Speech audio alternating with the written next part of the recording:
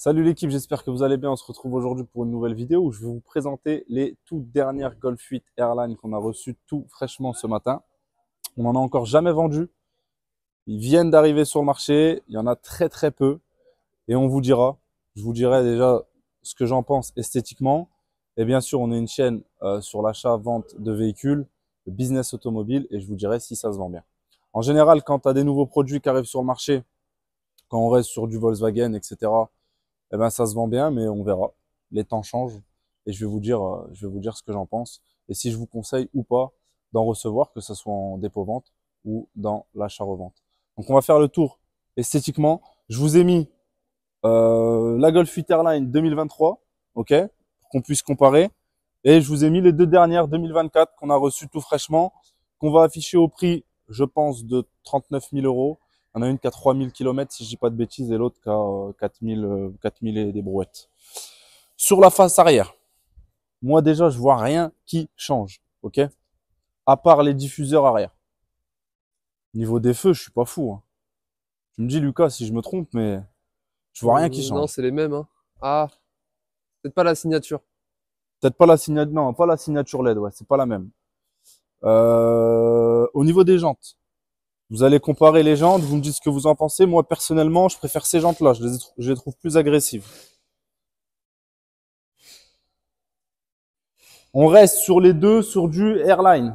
OK? Là, on a la 2024 en Grinardo.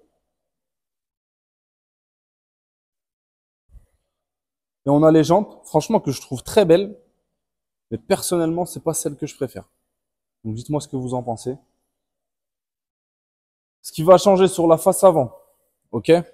Ça va être la calandre avant et cette magnifique signature lumineuse que je trouve vraiment, vraiment magnifique. Ça apporte cette petite différence. Essaye de reculer un petit peu Lucas pour qu'il puisse voir. Moi, je préfère la Grinardo, hein, personnellement. Les deux Airlines, on en avait deux. Donc, une noire qui est réservée et la grise qui est vendue. Tout fraîchement, on a reçu les fonds ce matin. Donc là, elle est en révision chez Volkswagen. Pour du 2023, on les a bien vendus. Faut que je regarde, mais je crois qu'on les a vendus 32 et 32,2, si je dis pas de bêtises. Garantie constructeur encore un an, les 2023.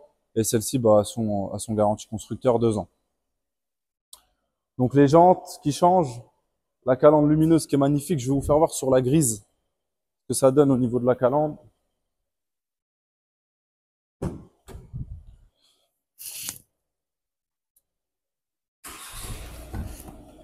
Vous allez voir les différences au niveau de l'intérieur. Là, je trouve qu'ils ont fait un beau boulot au niveau de l'intérieur. Je vais peut-être éteindre les lumières parce que vous avez été plusieurs à me dire que c'est pas très agréable en vidéo et vous faites bien de me le dire. Faire un peu plus sombre. Voilà. Vous avez vu, bien éclairé, ça a de la gueule. Au niveau de l'intérieur, ce qui va changer entre la 2023 et la 2024, ça va être les sièges baquets. Vous avez les petites surpiqûres bleues que vous n'avez pas sur l'autre. Sinon, on est sur la même config. Au niveau du volant, c'est la même chose. Au niveau du cockpit, vous avez plusieurs modes de compteur et vous en avez certains qui changent.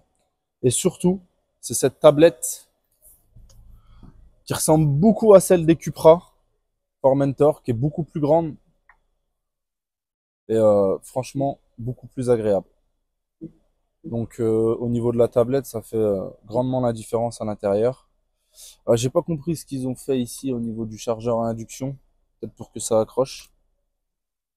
Je vais voir, je peux tenir.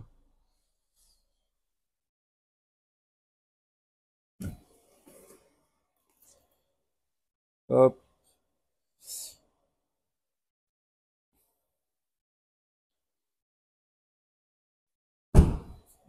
Fais leur voir les feux à l'arrière.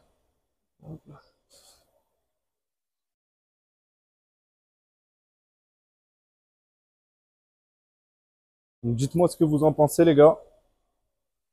Sur l'esthétique du véhicule, Laquelle préférez-vous? Est-ce que cette différence de prix est méritée? Je vous le rappelle, hein, ça a été vendu 32. On a 25 000 kilomètres.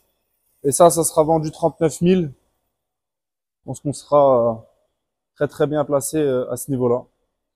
Voilà, pas mal de ventes cette semaine, encore une fois. On a reçu ce Cupra Formentor.